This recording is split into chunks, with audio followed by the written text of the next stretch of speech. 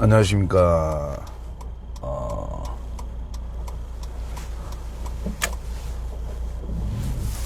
오전에 목이 많이 아파서 좀 힘들었는데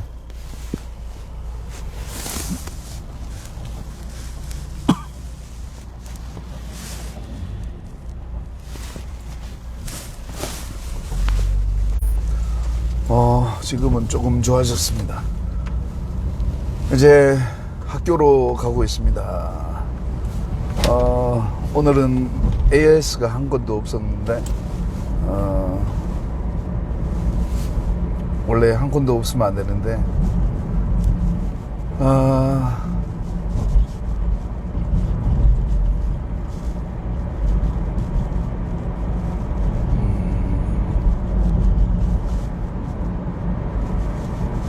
사람에 대해서 생각하거나 평가할 때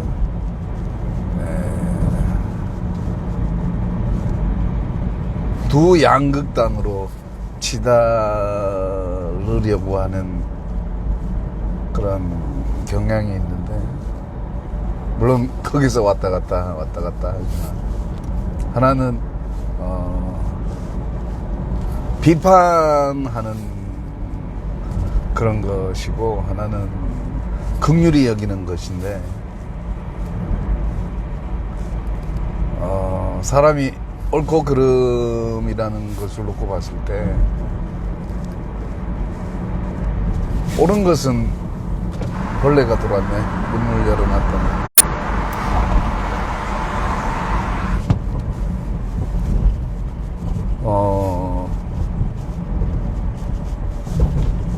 옳고 그름이란 걸 놓고 봤을 때 옳은 건 옳다 그러고 그런 건 그러다까지만 하면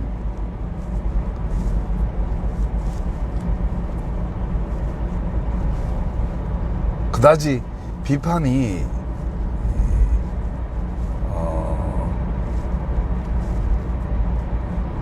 우리의 관계에서 이렇게도 악용될 리는 없을 것 같거든요. 비판이라는 게 선용되기 위해서는 옳고 그름에 대한 분석이라면 분석일까? 그 전에 무엇이 옳고 무엇이 그런지에 대한 그런 정의도 있어야 되겠고, 개념도 있어야 되겠지만, 정의나 개념뿐만이 아니고 우리가 흔히들 성문법, 불문법 하듯이 기록된 법률이든 아니면 기록된 법이든 아니면 우리가 오랜 동안 전통적으로 내려온 크게는 인류의 인간의 도리적인 거,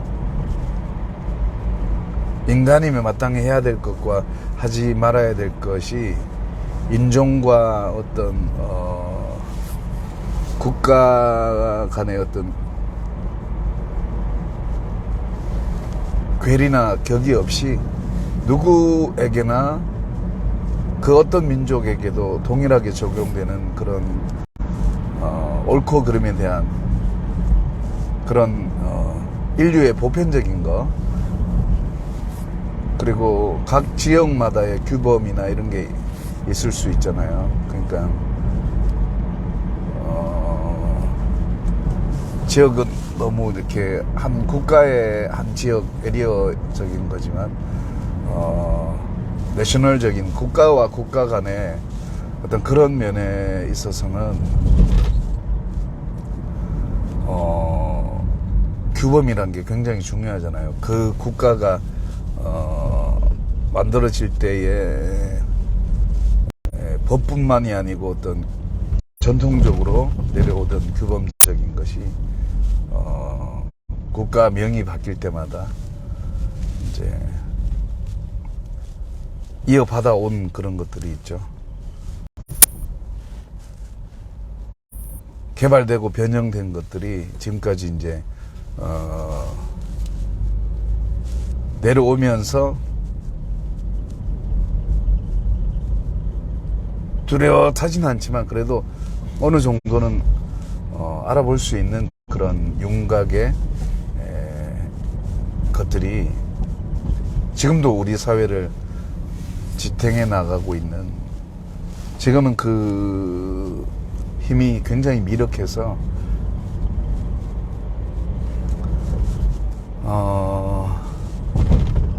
우리가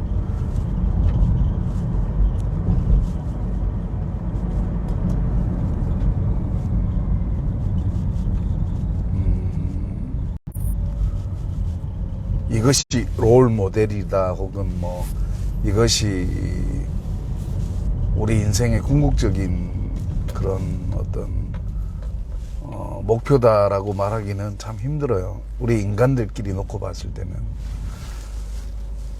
그래서 저마다 자기의 소견에 따라 살았던 그런 이스라엘의 어떤 역사에 있어서 사사기라는 시대에 저마다의 소견대로 행했다라는 일들이 지금 이 시대에도 똑같지는 않지만 어느 정도는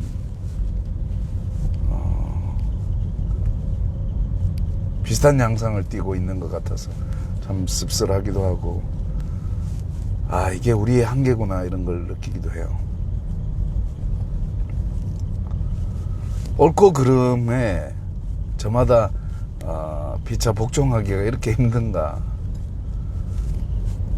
우리 인간이 살 길은 옳고 그름에 의해서 명확하게 자기 자신을 혹은 타인을 분석해서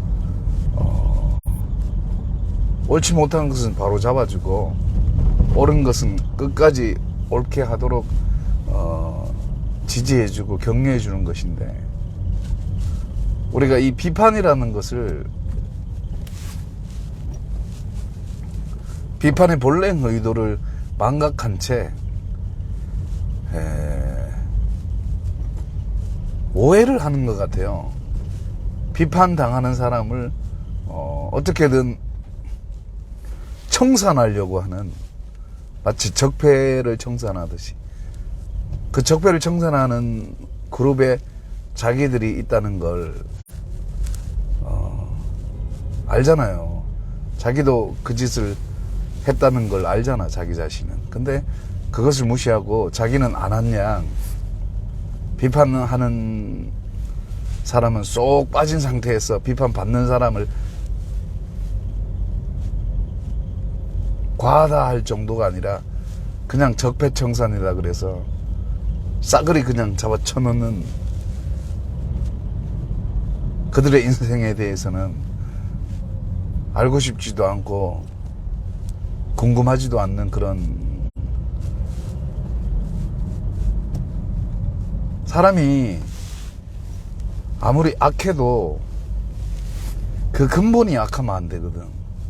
무슨 말인가 하면, 인간이 죄인이라고 할 때는 뉘우치는 그런 과정이 우리 인생에 있어서 나타나야 되는데, 자신은 뉘우치지 않고 어떤 특정 사람을 혹은 표면적으로 자신의 죄가 드러난 사람들을 타겟으로 삼아 자기 자신의 죄를 감추는 하나의 용도로 활용하고 악용하는 그런 것들이 너무도 많이 일어나죠. 특히 정치계에도 많이 일어나고, 정치뿐만이 아니고 뭐 문화, 경제, 예술, 뭐 종교 할 것 없이 많은 분야에서 나타나고 있는 증상 중에 하나인데,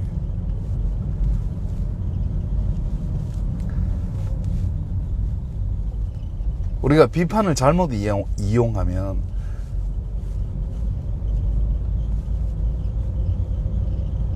비판을 이용해서 서로가 다 같이 사는 방향으로 가야 그게 비판의 바른 용도인데, 내가 저번에도 이야기했지만 비판이라는 건 내가 비판을 할 자리에서 비판하는 게 아니라 나도 비판받아 마땅하다라고 생각하는 포지션에서 위치에서 비판을 하는 것이기 때문에 그 비판받는 사람의 뭐 생각이나 말이나 행동, 열매들, 그러니까 결과들 뿐만이 아니고 그 사람이 관계적으로 혹은 환경적으로 처해 있는 그 모든 상황들을 면밀히 살펴보고 어떤 것이 잘못된 것이고 어떤 것이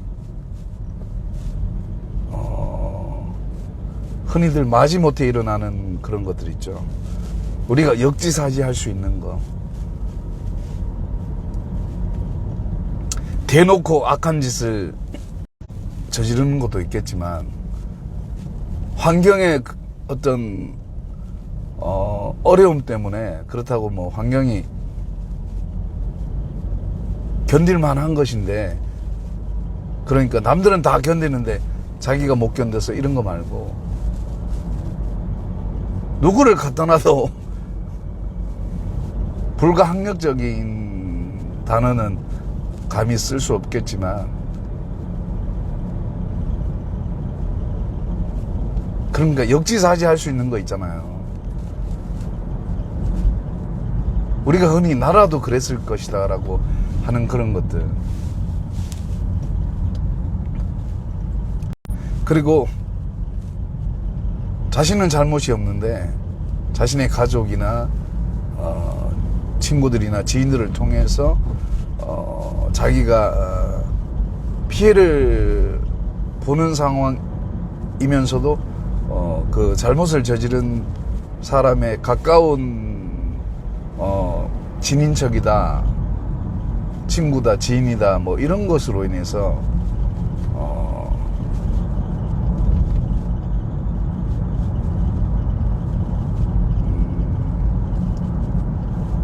애매하게 고난을 당하는 그런 것일 수도 있잖아요.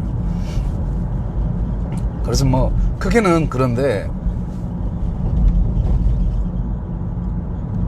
우리가 좀 다양한 그런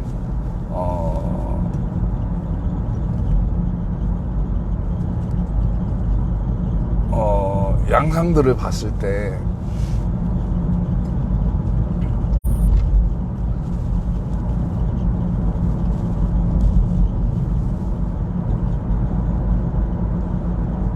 나만 쏙 빠지고 비판하는 것이 아니라 비판을 설령 할 위치에 있더라도 나도 언젠가는 저 잘못을 저지를 것이다. 뭐 것이다 라기보다는 나도 똑같은 짓을 할 수밖에 없는 인간이다라는 마음을 가지고 비판하는 그런 것이면 비판을 하는 사람도 결과적으로는 살 것이고 비판을 받는 사람도 결과를 놓고 봤을 때는 비판하는 사람이나 비판받는 사람이나 똑같이 행복해질 수 있는 그런 좋은 결과를 낳을 수 있는 이 비판을 가지고 우리는 왜 악용하려고 들까?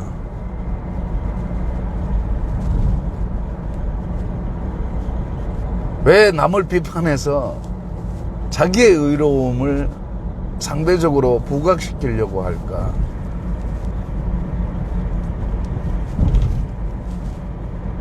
다른 건 다 해도 이거는 하면 안 되는데 근본이 똑같은 종자들이 어떤 종자가 좋은 종자다, 나쁜 종자다 라고 따질 수 있는 위치가 아닌데 왜 흔히들 내 얼굴에 침 뱉는다는 거 있잖아요.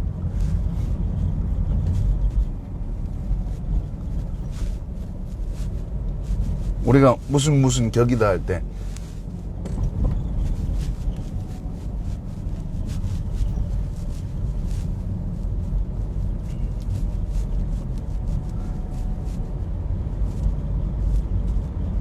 근대에서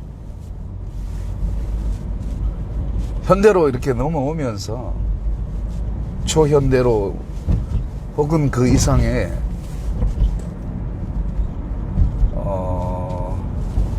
끝간데 없는 그런 지점을 향해서 이제 가는 우현대라 해도 인간이 잃어버리지 말아야 될 게 뭔가 하면 잃어버리지 말아야 할 단어와 정의와 개념적인 걸 다 포함해서 한 단어로 추격할 수 있는 게 뭔가 하면 우리라는 거예요. 우리. 개인주의가 아무리 팽배해도 이 우리라는 틀 안에서 개인이 빛을 발해야 되는 것이지, 우리라는 틀이 벗어난 상태에서는 개인이란 건 있을 수 없는 건데, 우리는 이 우리라는 개념의 틀 속에서 비판을 하거나 비판을 받거나 해야 결국은 우리가 잘 되는 길로 갈 수밖에 없는, 우리가 흔히 불보듯 뻔하다 할 때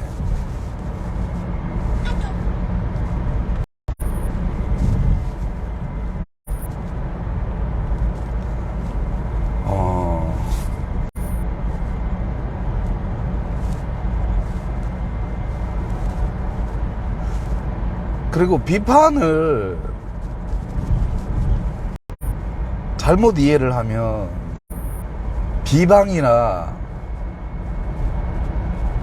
비방까지는 안 가도 남을 헐뜯는 게 돼버리는 오류들을 너무너무 많이 저지를 수 있어서,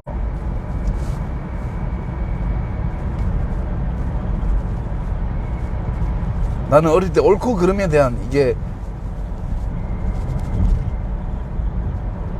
다른 사람보다 좀 많이 생각하는 그런 거다 보니까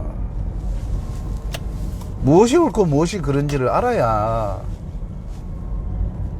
그 다음에 어떻게 해결할 거라는 걸 생각하기도 하고 대책을 마련하기도 하고 할 거 아니에요. 물론 미리 예방하면 좋지만 미리 우리가 알아서 비판받을 짓을 안 하면 좋은데, 우리가 인생 살아가다 보면 환경이 그렇게 녹록한 게 아니잖아요. 저마다 타고난 환경이 좋다면 우리가 남한테 아쉬운 소리 할 필요도 없고 돈 때문에 고민할 필요도 없고 남에게 따순 밥 먹고 감나라 배나라 지적당할 일도 없고,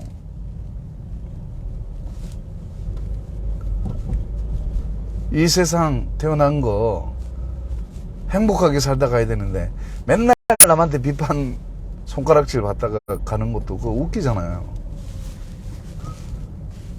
비판하는 너는 뭘 그렇게 잘났나, 잘난 것도 없으면서. 그러니까 우리가 인생 살면 똑같은 짓을 하는 것들끼리 삿대질을 하더라고.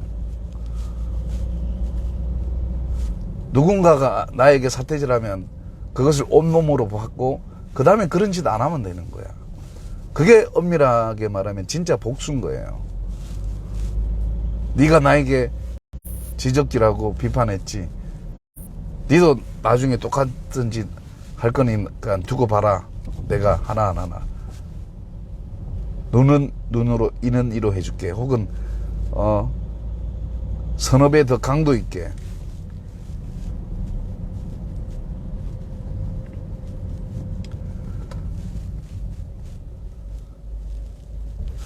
근데 그러면 결국은 둘 다 죽잖아요. 아니, 비판하는 쪽에서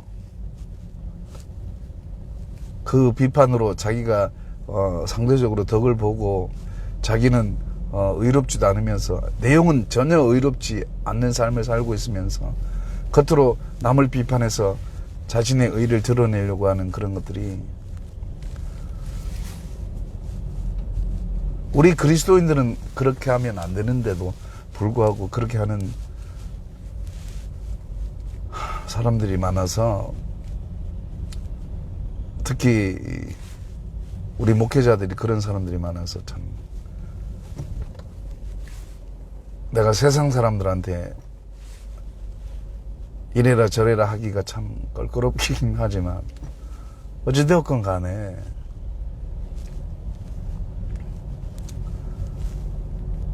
인간의 근본적인 건 똑같잖아요.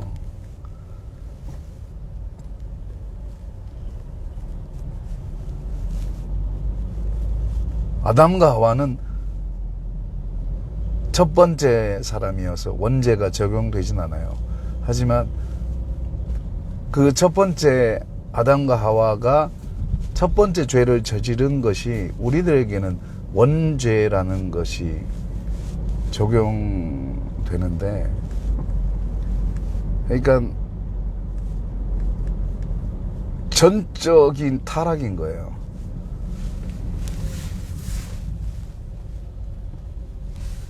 근데 이거는 자신이 느껴보지 않으면, 인간이 타락했는데 어느 정도까지 타락했는지에 대해서 실감이 안 온다고. 그렇다고 내가 타락을 알아보기 위해서 솔로몬처럼 하면 그거는 하나님도 못 막는 그런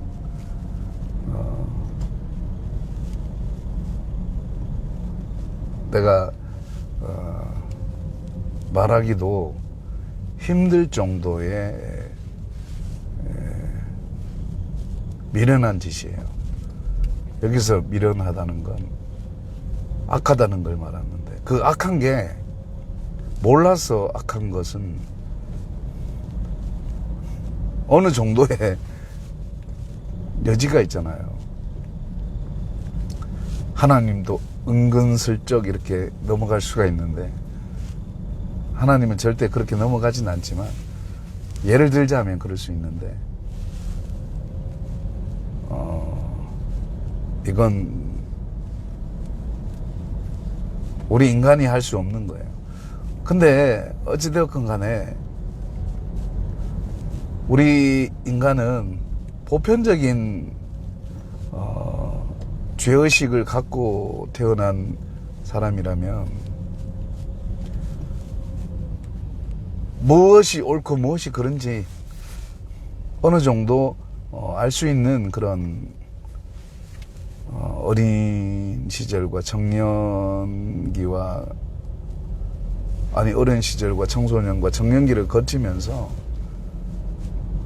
교육을 통해서든, 아니 뭐 밥상머리 가정교육을 통해서든지 학교 교육을 통해서든지 사회에 나와서 사회교육을 통해서든지, 인간이 옳고 그름에 대한 것은 법뿐만이 아니고 지역의 문화랄까, 국가의 어떤 규범이랄까, 이런 것들을 통해서 얼마든지 알 수 있는 것이기도 하고, 또 우리 양심이 전적으로 100% 타락한 우리 양심이지만 하나님이 우리가 살아갈 수 있도록 흙에서 와서 흙으로 가는 그 갭에 있는 우리 인생에 얼마든지 자기 꿈을 실현하고 행복하게 살아갈 수 있도록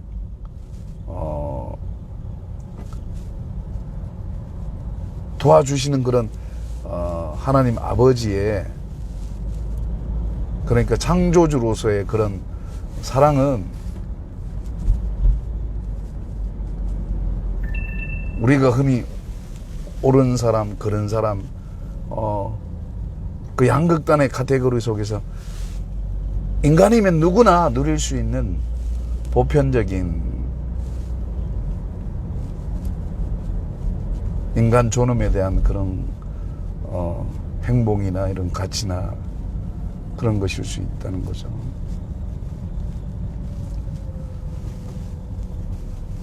그래서 우리가 이것을 안다면 사람이 똑같다라는 걸 알아야 돼. 나는 너와 다르다라고 생각하는 건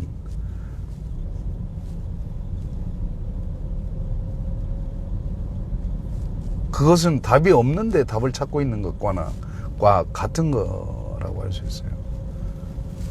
그래서 늘 우리라는 틀 안에서 비판하고 비판을 받아야 나중에 다 같이 살 수 있는 게 돼요. 비판의 목적이 그 비판받는 상대를 흔히들 누가 이야기하는 적폐를 청산한다거나 인생 전체를 망가뜨리는 게 아니고 그 사람이 잘못을 했으면 그 잘못을 한 것을 뉘우칠 정도의 제재를 해주거나 우리가 그래서 눈은 눈으로 이는 이로 해야 되는 그런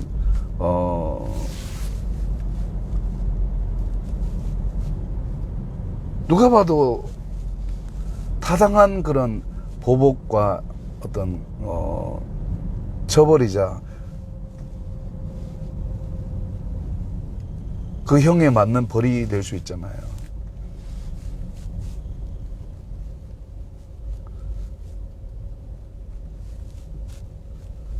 그래서 누군가가 살인을 했다면 그 살인한 사람은 그 즉시 죽어야 되는 거야.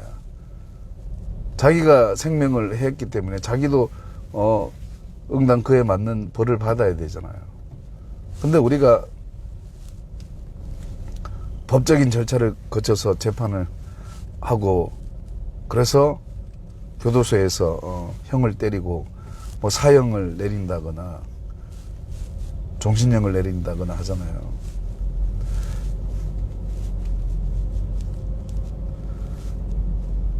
그래서 우리가 좀 극단적인 그런 예를 들었지만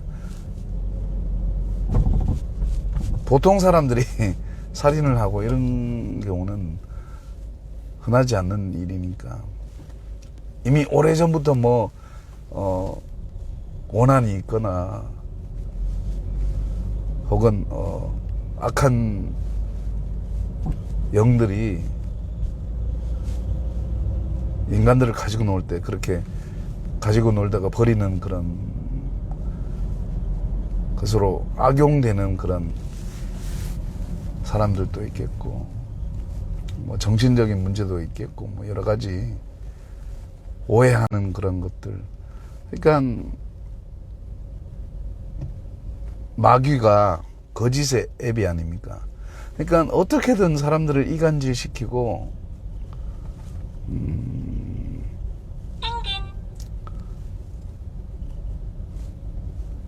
사람이 아무리 죄인이라도 그 죄를 노골적으로 저지르고 이러는 경우는 거의가 그런 경우가 없어요. 있다면 그것은 아마 악한 영의 논각이거나 계략이거나 그럴 거예요.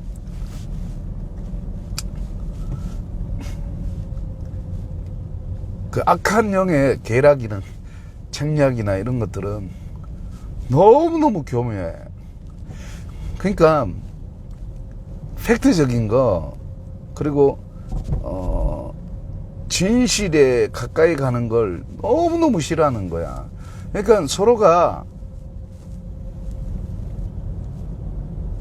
그러니까 예를 들어 비판하는 사람이나 비판을 받는 사람이나 보다 진실에 가까이 가서 비판하고 비판을 받으면 비판을 하는 사람도 보람이 있을 것이고 비판을 받아서 수용하고 고쳐 나가는 내 잘못을 내 마음으로 인정하고 입술로 시인하고 그리고 시인한 것 뿐만이 아니고 내 삶으로 다시는 그런 짓을 안 하는 그것을 보여줌으로 인해서 비판을 하는 사람도 보람이 있고 비판을 받는 사람도 보람이 있는, 그래서 우리라는 틀 안에서 비판하고 비판받는 그런 것으로 인해서 좋은 열매들이, 과정은 좀 서로 뭐 의견들이 대립되는 과정 속에서 치고받고 할 수도 있지만,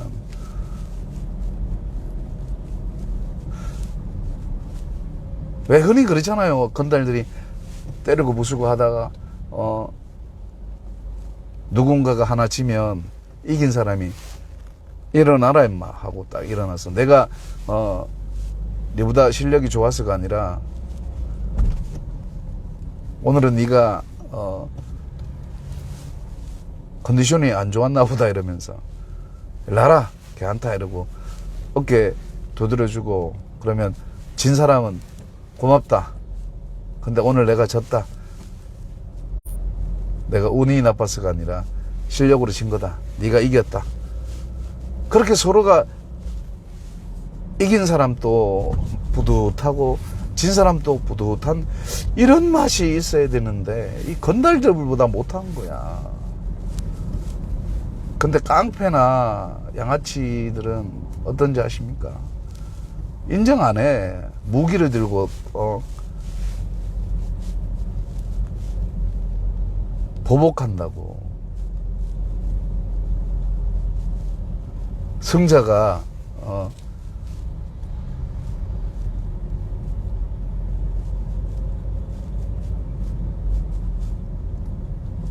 패자를 품어주고 이렇게 하는데, 거기에 대한 정말 인정이나 고마움이나 이런 걸 망각한 채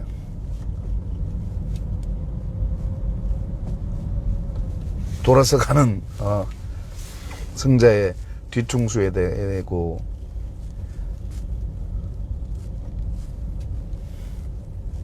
데미지를 줘서 어떻게든 보복하려고 하는,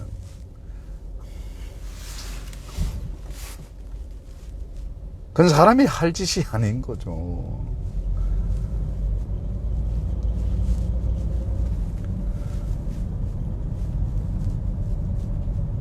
왜 우리가 이렇게 서로의 잘잘못을 우리라는 틀 안에서 다 같이 살 수 있는 비판을 좋은 쪽으로 선용하는 길이 얼마든지 있음에도 불구하고, 왜 우리가 이 마귀의 농간에 놀아나서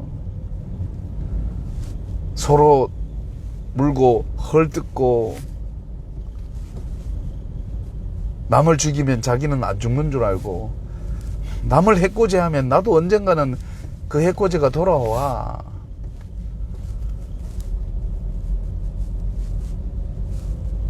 돌아와서 받아서 뉘우치면 괜찮은데, 그렇게 되기만 하면 희망이라도 있습니다. 근데 불현듯 어느 날 뭐 사고를 당해서 죽으면 대책이 안 쓰는 거야. 회개할 기회도 없이 자멸하는 거죠.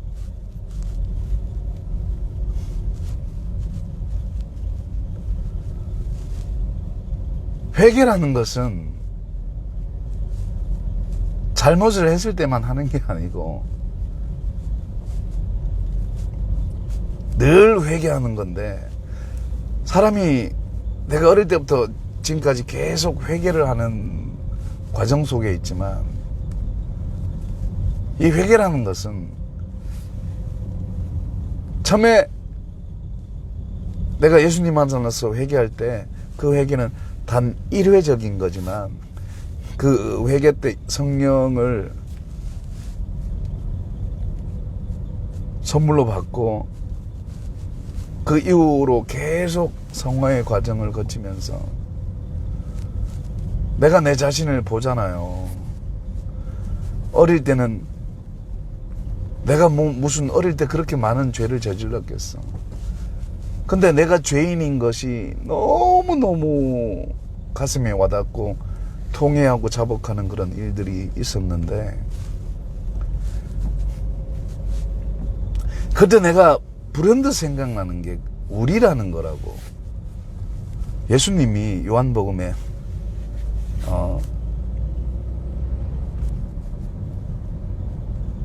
아버지와 내가 나누었던 그 사랑의 교제를 저들도 우리가 되어서 우리와 같이 누리게 해달라고 간절히 기도하시는 그런 예수님의 기도를 통해서 우리라는 이 틀 안에서 비판이 행해지고 활용되고 선용되어야 된다. 근데 왜 사람들은 그렇게 하지 않을까? 이 비판을 악용할까? 비판을 선용한답시고 예수님의 말씀을 왜곡해서 비판을 아예 하지 말아야 된다라는 그런 식으로 도덕적으로 설교를 하는, 참 그것도 나쁘진 않습니다만, 뭔가 2% 부족한 설교들을 하면서도 은혜를 받는 것 보면 참 하나님의 그런 성령의 역사가 참 심오하고 깊기도 한데, 근데 내가 생각할 때는 그 하나님의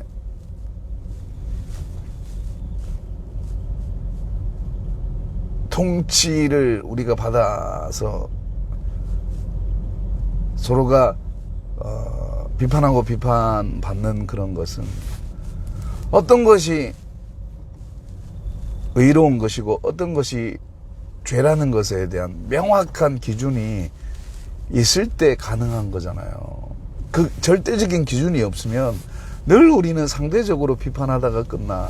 상대적으로 비판해버리면 답이 없어요. 그 비판할 때만 그렇게 정화되는 것 같지만 또 시간이 흐르면 또 그 짓거리들 하고 나중에는 이게 역전되어서 비판하던 사람이 비판당하는 입장 가고 비판당하는 사람이 비판하는 입장으로 오는 포지션만 바뀌는 거야. 사람은 그대로인데 비판하는 자, 비판받는 자 그 입장만 바뀌어가지고 맨날 치고받고 싸우는 거야. 그냥 나중에 가면 둘 다 자멸하고 없어. 아무것도 없어. 의로운 자들이 있어야 되는데 없다는 거야. 의는 없나니 하나도 없다라는 그런 말씀처럼 아예 태어날 때부터 의롭게 태어나서 의롭게 살다가 정말 의로운 열매를 가지고 비판을 좀 하면 내가 그 즉시 무릎을 꿇을 수 있어. 근데 지도 똑같은 주제에 주제 파악하지 못하고 지는 의로운 척 남을 비판하는 사람들을 보면, 물론 그게 전적이다란다.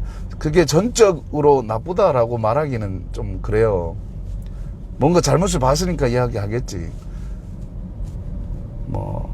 고의적으로 악한 마음으로 그랬겠냐라는, 좋은 쪽으로 그렇게 생각합니다만은 해도 너무하는 그런 게 있잖아. 우리가 좀 분간을 해야 돼. 환경의 어려움으로 인해서 잘못을 저지르는 경우들이 의외로 많아요. 그러면은 역지사지 해주는 마음도 있어야지. 지는 똑같이 해놓고 지가 죄를 안 지르고 잘못 안 지른 것, 환경이 그걸 막아준 것일 뿐인데, 지도 환경이 열악해지고 길거리에 나앉을 지경 되면 뇌물 받고, 지금은 환경이 좋아서 그렇지만, 그러니까 인간이 최악조건에 다다랐을 때는 너나 없이 타락할 수 있는, 타락의 길을 갈 수 있는 그런 여지들이 99% 거의 100%에 가까울 정도로 똑같다는 거예요. 적어도 나는 그래.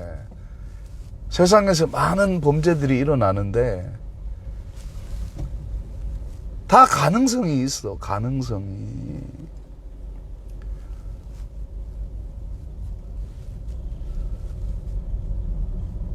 그 가능성이 있다고 내가 그 가능성을 액티브 시키진 않아요. 하나님의 통치를 받고 있어서. 내가 저번에도 이야기했지만 목에 칼이 돌아서 내가 그 즉시 즉사하는 죽음을 초래할지언정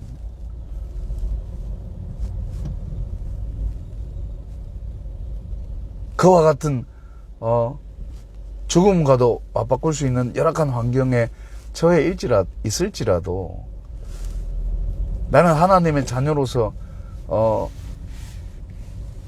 늘 내 자신을 회개의 자리로 인도하시려고 하는 성령 하나님을 거역할 수가 없는 거예요. 성령 하나님은 절대적으로 우리를 예수 그리스도께 인도하시는 분이에요. 우리의 뭐 행복이나 우리의 어떤 가치나 이걸 부각시켜서 예수님을 쏙 빠지게 하고 우리만 드러나게 하는 그런 경우는 없어요. 그는 하나님을 가장한 광명한 천사를 가장한 사탄의 지시일 뿐인 거예요.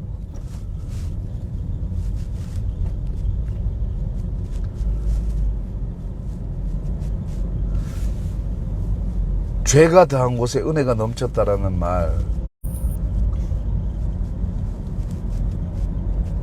그 말을 깊게 생각해 봐요.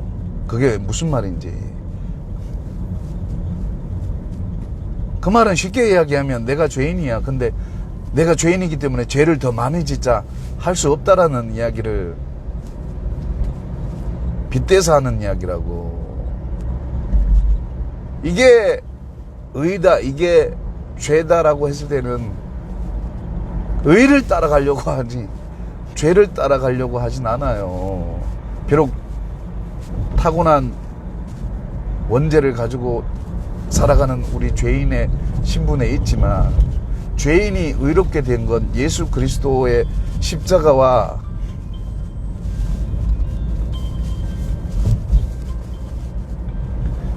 예수님의 의로 인해서 우리가 의롭게 된 거라는 거지. 흔히들 법적으로 의롭게 되었다라는 선언을 우리가 받은 것일 뿐이지, 우리가 살아가는 환경 속에서는 늘 죄들이 나타나고, 그래서 이 죄들을 해결하기 위해서는 이스라엘 백성들에게는 율법이 있었듯이 우리에게도 법이 있는 거예요. 그래서 법이 적용되어 가야만이 우리가 무엇이 옳고 그른지에 대해서 알 수 있는 것이고, 법이 없으면 자의적으로 해서 이게 죄인지 이게 죄가 아닌지를 모른다고. 그러니까 법을 통해서 우리가 옳은 일을 행하고 옳지 못한 일을 행하고 할 수가 있어요. 법뿐만이 아니고 규범이나 아까 이야기했듯이 우리가 인간이 인류의 어떤 근본적인 문제를 안고 있는 그런 차원에서 인간이면 마땅히 해야 되는 그런 것과 국가의 어떤 규범적인 거, 그리고 한 지역의 어떤 문화와 어떤 그런 지역적인 그런 도덕과 윤리의 어떤 그리고 한 개인의 어떤 인간의 어떤 그런 것들 있잖아요. 도리와 어떤 그런 것들이 인간의 가치와 인간의 존엄성과 밀접하게 관련돼 있는 그런 것들. 우리가 나 혼자 살아가면 이런 거 생각할 필요 뭐 있어. 근데 우리가 함께 살아가다 보니까 나로 인해서 누군가는 피해를 보지 않아야 되잖아요. 누군가에 의해서 우리가 피해를 보면 안 되잖아. 서로가 이롭게 하기 위해서 태어난 존재들이잖아요. 내 자신의 행복을 마음껏 누리면서도 남의 행복을 짓밟지 않고 서로가 상승할 수 있는, 우리가 서로가 얼마든지 상승할 수 있다고. 그런데 이 상승하는 것에 굳이 부정적인 것을 따지자면 이 비판은 반드시 있어야 되는 건데, 그 있어야 되는 이 비판이 선용되느냐 악용되느냐, 이건 우리가 어떻게 활용하느냐에 따라서 달라질 수 있다는 거예요. 옳고 그름만 분석하고 그 사람 존재 자체를 이래라 저래라 할 수 있는 건 아니잖아. 무엇이 옳고 그른가만 좀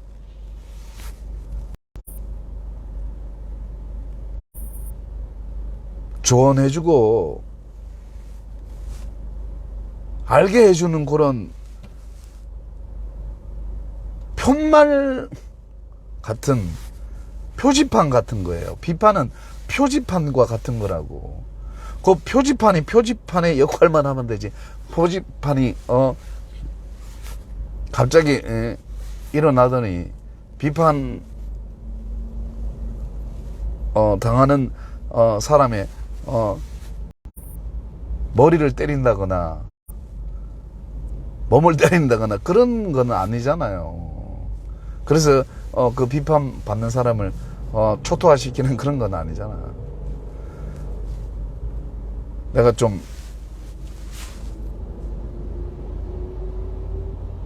예를 뭐 좀 심하게 들었는지는 모르지만 무슨 말씀인지는 알죠.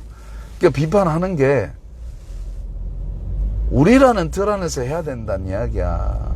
내가 이 말을 하고 싶은데 목이 아파서 내 옛날에 정말 말 잘할 때는 착착착 맞아 들어갔어. 그런 거는 뭐 내가 잘나서 그런 게 아니라 성경을 많이 읽고 철학적인 그런 책들을 많이 읽어서 그래요.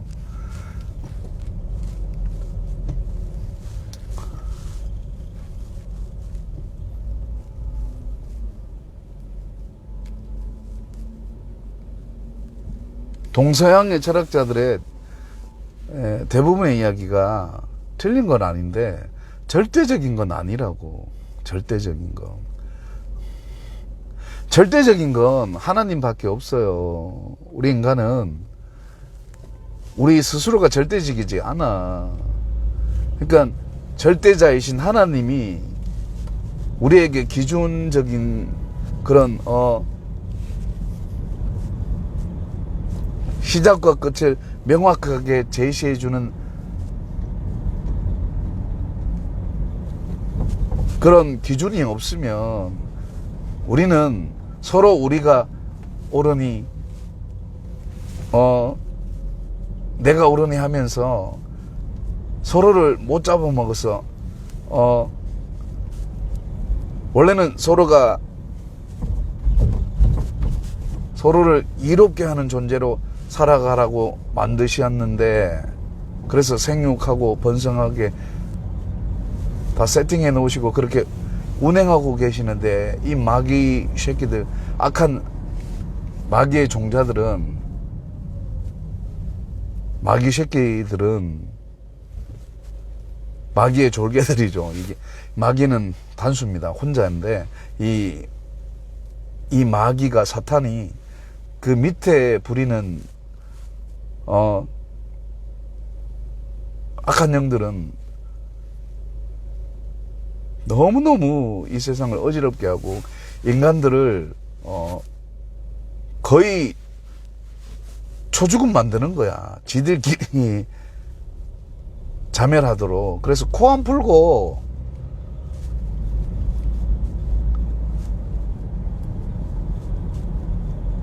해결하는 꼴이 되는 거죠.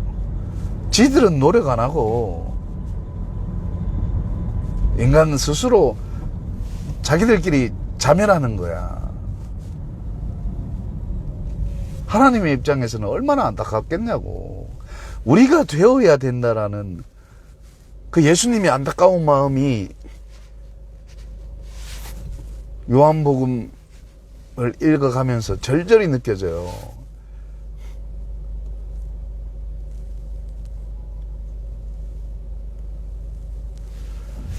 그래서 우리가 그 예수님의 마음을 안다면 우리라는 틀 안에서 좀 생각하자. 내가 전도사로 사역하면서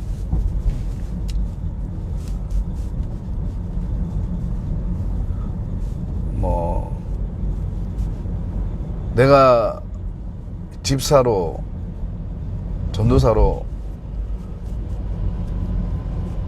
섬기면서 교회를 이렇게 보잖아요.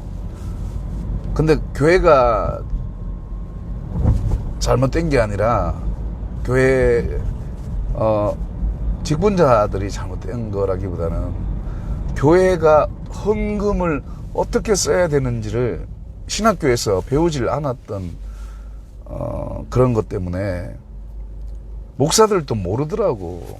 목사가 모르는데 장로가 어떻게 아냐고.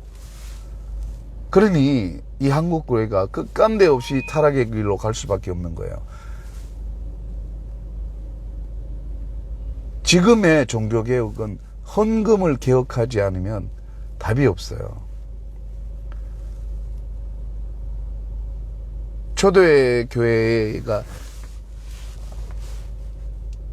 서로 자기의 것들을 통용했다라는 걸 이해를 못하는 거야.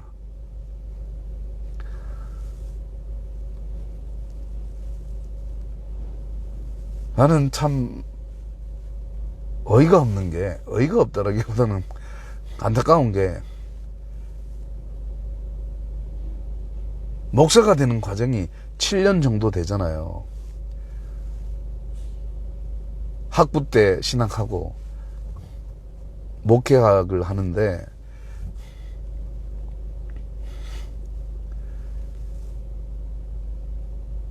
이게 7년회가 될 일인가? 보통 목사 안수 받고 목사 안수 되는데 목사 안수 받고 목사 되는데 어릴 때부터 성경을 연구해도 참 이게 될까 말까 하는 하나님의 어떤 말씀의 깊이가 있는데 꼴랑 7년 혹은 10년 몇십 년 공부해서 하나님 말씀을 대언한답시고 하는 설교가 과연 성도들을 변화시킬 수 있을까? 목회자들이 설교하는 대부분은 자기는 쏙 빠지고 성경만 이야기하는 거예요. 내가 예수님의 말씀을 가지고 살아보지도 않았는데 그거 어떻게 느낄 수 있냐고. 자기가 살아보고 난 뒤에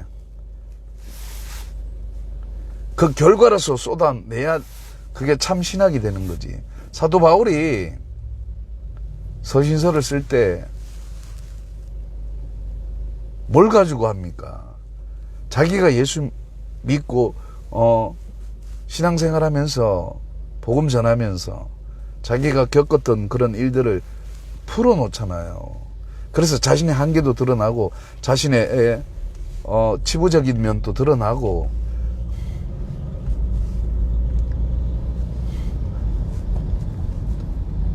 교회를 리더해 나가는 지도자가 자기 부인 없이 어떻게 성도들에게 저마다 자신들의 십자가를 지고 예수님께 따라가십시오. 자기를 부인하고 나는 아무것도 아니다 라고 말하십시오. 오직 예수님께만 영광을 올리라고 이렇게 자신 있게 말할 수 있어요. 자신이 그렇게 안 살았는데 불가능한 거죠. 그러니까 사도 바울은 자신이 그렇게 살았어. 살아보니까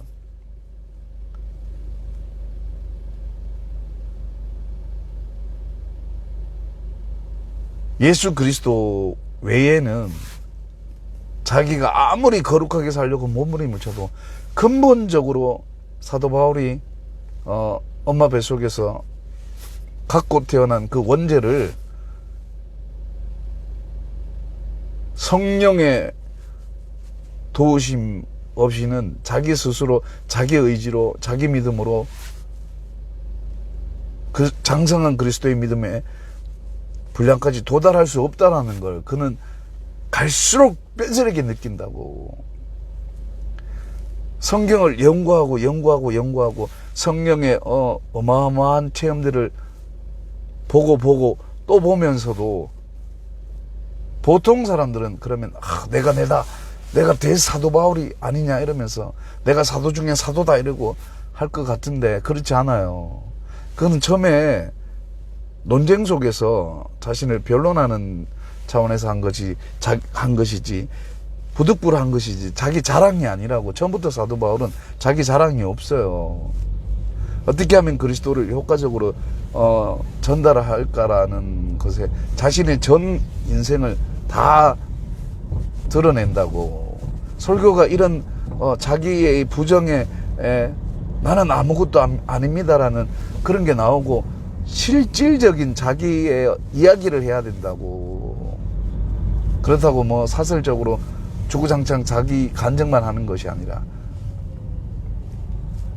성경의 명확한 기준을 이야기하고 그 명확한 기준에 우리가 어떻게 살아야 가야 이것이 옳고 그른지를, 이것이 기독교인의 삶이고 이것이 그렇지 않은 삶이고를 명확하게 이야기해 줘서 성도들이 그 말씀을 듣고 하나님 말씀이라고 인식하고 나도 그렇게 살고 싶다라는 성령의 어떤 가능이 생기도록, 그래서 각자가 성령의 조명으로 인해서 성경을 해석하는 그런 것들이 명확해지도록 목회자가, 설교자가 설교를 해야 되는데, 목회자의 삶은 쏙 빠지고 어줍지 않게 그것도 히브리어 헬라어를 직독직해 하는 그 정도까지 가지도 못한 채 어설프게 막 주석책 뒤집고 사전 찾아가면서, 신학교에서 히브리어 헬라어를 엉터리로 배웠는데, 모든 언어가 몇 년만 안 하면 다 까먹게 되는데 히브리어 헬라어는 사어 아닙니까? 사어라는 건 죽은 언어라기보다는 실생활에 써지는 언어가 아니라 고대 언어라고, 옛날 언어기 때문에 지금은 사용을 안 해요. 물론 현대 그리스어, 현대 히브리어 있지만 좀 다르다고. 그러니까 정말 하나님의 말씀을 깊이 연구하며 히브리어 헬라어를 밤새도록 코피 터지면서 공부를 해야 된다고. 목회자가 그걸 안 하면 직무유기가 돼요. 성도들이 언제 일하면서 히브리어 헬라어 찾으면서 하는 말씀이 이런 거구나, 그렇게 공부를 할 수 있어요. 그래서 목회자들이 필요한 거는 그 히브리어 헬라어를 좀 더 열심히 공부해서 성도들에게 그것을 현대 자기가 직역으로 깨달은 걸 의역으로, 우리말로, 우리 언어로 성도들이 알아듣게끔 그 원문의 의미를 지금의 언어로 해석해 줄 수 있는 데까지 가야 되는 거라고요. 그래서 어떻게 살아야 그리스도인의 삶이고 어떻게 살아야 세상 사람의 삶이다 라고 명확하게 제시를 해줘야 된다고. 그래서 성도들이 그리스도인으로서 마땅히 해야 될 삶과 마땅히 하지 말아야 될 삶이 어떤 것인가를 목회자들의 설교를 통해서, 즉 하나님의 말씀을 통해서 명확하게 그 설교를 듣고 그 다음에 세상에 나가서 그리스도인의 삶으로 늘 성령님의 통치를 받으면서 살아갈 수 있도록 삶의 자리에서 그리스도의 향기가 나도록 해야 되는데 그렇게 하지 못하니까 성도들이 안 변한다니까. 나중에 더 악해져요. 나중에 설교를 들으면 들을수록 그리스도인들은 악해져. 왜냐하면 삶이 없는 이야기를 허공치듯이 듣고 있으니까. 목사들 자체가 성도들에게는 거룩한 척 하는데 뒤에 가서 뒷담화 까는 거 몰라요? 그들이 얼마나 음란하고 얼마나 패역하고 얼마나 교만한지 몰라?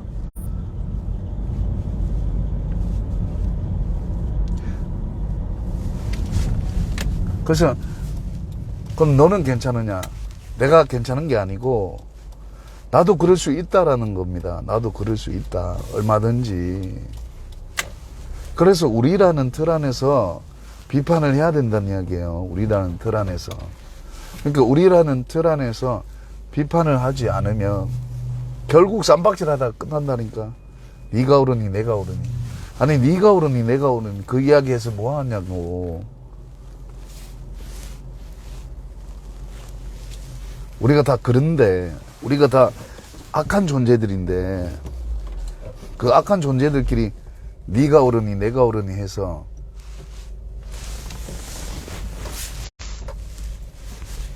뭐가 더 좋아지겠어요? 안 그렇습니까?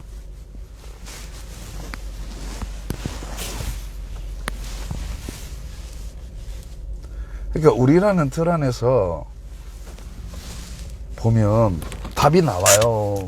그래서 비판을 하는 사람이나 비판을 받는 사람이나 다 같이 살아갈 수 있는 그것이 바로 하나님이 원하는 거예요.